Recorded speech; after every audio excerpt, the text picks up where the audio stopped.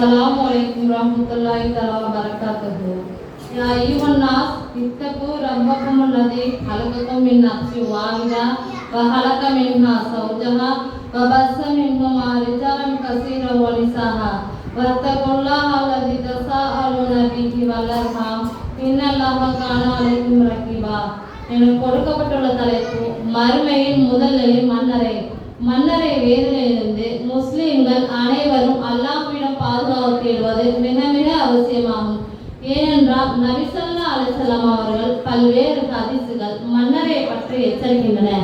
எனவே முஸ்லிம்களாகிய நாம் அறிந்தும் அதிலிருந்தும் பாதுகாப்பு பெற முயல வேண்டும். அல்லாஹ் திருமறை குர்ஆன்ல கூறுகிறான், காலையிலும் மாலையிலும் நரக நெருப்பில் போய் கொண்டு வரப்பட்டார்கள். மேலும் நியாய தீர்ப்பு காலம் நிலை பெருக்கும் நாளில் ஃபிரௌனுடைய கூட்டத்தார்கள் கடினமான வேதனையில் போடப்படுவார்கள். அடியான் கபரில் அடக்கம் செய்யப்பட்டு அவருடைய தோழர்கள் திரும்பி செல்லும் போது செருப்பின் ஓசையை செவிப்பான்.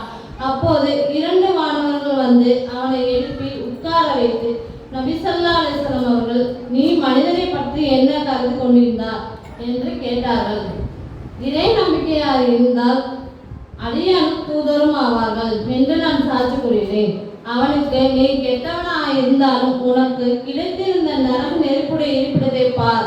நீ நல்லவனாக இருந்திருந்தால் உனக்கு சொர்க்கத்தில் இருப்பிடத்தை ஏற்படுத்துவான் என்று நான் சாட்சி கூறுகிறேன்.